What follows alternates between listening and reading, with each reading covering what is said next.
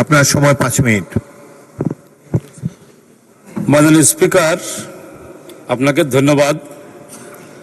সাথে সাথে আমার নির্বাচনী এলাকা ঝিনাইদহ সদর এবং হরিণাকুণ্ড এলাকার সকল মানুষকে আমি ধন্যবাদ জানাচ্ছি।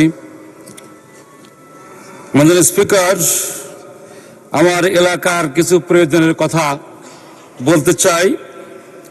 আমার এলাকা ঝিনেদা এটা জনবহুল এলাকা, কৃষি প্রধান এরিয়া। সমস্যা হলো যোগাযোগ ব্যবস্থা খুবই অপ্রতুল, রেলপথ নাই। একমাত্র যোগাযোগ ব্যবস্থা সড়কের উপরে নির্ভর করতে হয়। জলপথও নাই ঝিনেদার এলাকায়, আর রেলপথও নাই। এখানে কৃষিবহুল একটা এলাকা, পণ্য সরবরাহ, লোকজন চলাচল করা, ব্যবসা বাণিজ্য, এই সব কিছুর জন্য একমাত্র সড়ক পথের উপরে নির্ভর করতে হয়, যার ফলে এখানে অতীব প্রয়োজন একটা রেলপথ স্থাপন করা। প্রসঙ্গতটা উল্লেখ করতে চাই, পার্শ্ববর্তী এলাকা রাজবাড়ির একটা এলাকা থেকে মাগুরা পর্যন্ত একটা রেলপথ এর কর্মসূচি চলমান আছে, নির্মাণ কাজ।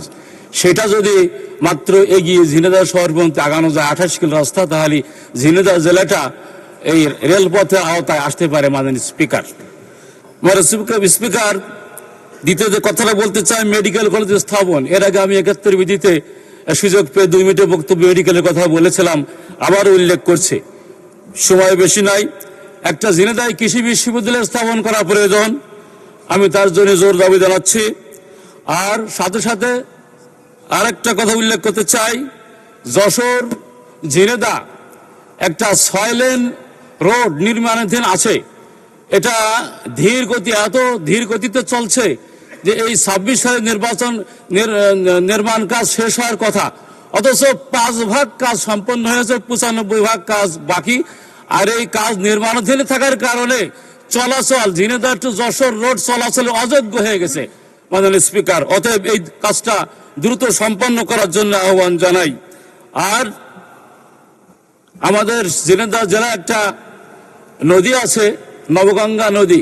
এই নবগঙ্গা নদীটা খনন করা প্রয়োজন। পশ্চিম পাশে চুয়াডাঙ্গা জেলার অংশে খনন করা হয়েছে, পূর্ব পাশে মাগুরা জেলার অংশে খনন করা হয়েছে, কিন্তু ঝিনেদা জেলার অংশটা বাকি রয়েছে।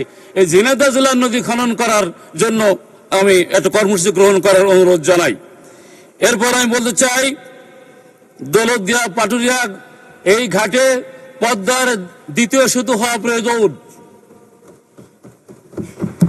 এখানে কয়েকটা জেলা, ফরিদপুর, রাজবাড়ী, কুষ্টিয়া, মাগুরা, ঝিনেদা, চুয়াডাঙ্গা, মেহেরপুর, পশ্চিমাঞ্চলের সকল জেলায় উপকৃত হবে। অতএব পদ্মা দ্বিতীয় ব্রিজ পাটুরিয়া দৌলতদিয়ার উপরে নির্মাণ করার জন্য আমি আহ্বান জানাচ্ছি মহান সংসদে। সম্মানিত স্পিকার, আমি দুর্নীতির বিরুদ্ধে কথা বলতে চাই। দুর্নীতি আমাদের দেশে রন্ধ্রে রন্ধ্রে প্রবেশ করেছে। এই দুর্নীতির লাগাম যদি টেনে ধরা না যায়, সকল উন্নয়ন কর্ম, সকল কিছুই ম্লান হয়ে যাবে। মাননীয় স্পিকার, অতএব সেই সাথে সাথে টেন্ডারবাজি, চাঁদাবাজি, দখলদারিত্ব, রাজনৈতিক দুর্বৃত্তায়ন, মাদকতার ছড়াছড়ি, এই সব কিছু বন্ধ করার জন্য আমি জোর দাবি জানাচ্ছি। মাননীয় স্পিকার, সবশেষে কথা অনেক ছিল, কিন্তু আসলে অত্যধিক সময় বলা যায় না, তা আমি নিয়ত করেছি সময় বাঁচাবো না। রাষ্ট্রপতির ভাষণের উপরে বলতে চাই, রাষ্ট্রপতির ভাষণের উপরে আমি ধন্যবাদ দিতে পারছি না বলে দুঃখিত। কারণ আমরা এমন একজন রাষ্ট্রপতি পেয়েছি যিনি ফ্যাসিস্ট আমলেও রাষ্ট্রপতি ছিলেন, ইন্টারিম গভর্নমেন্টেও রাষ্ট্রপতি ছিলেন, বর্তমান গণতান্ত্রিক সমাজ সরকারেও রাষ্ট্রপতি, বহুরূপী। মাননীয় স্পিকার, এই বহুরূপী লোকগুলো সবচেয়ে ক্ষতিকর।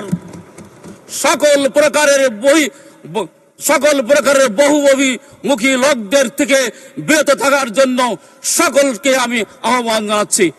মাননীয় স্পিকার, ধন্যবাদ আপনাকে। আসসালামু আলাইকুম। ধন্যবাদ মাননীয় সদস্যবৃন্দ। সংসদের বৈঠক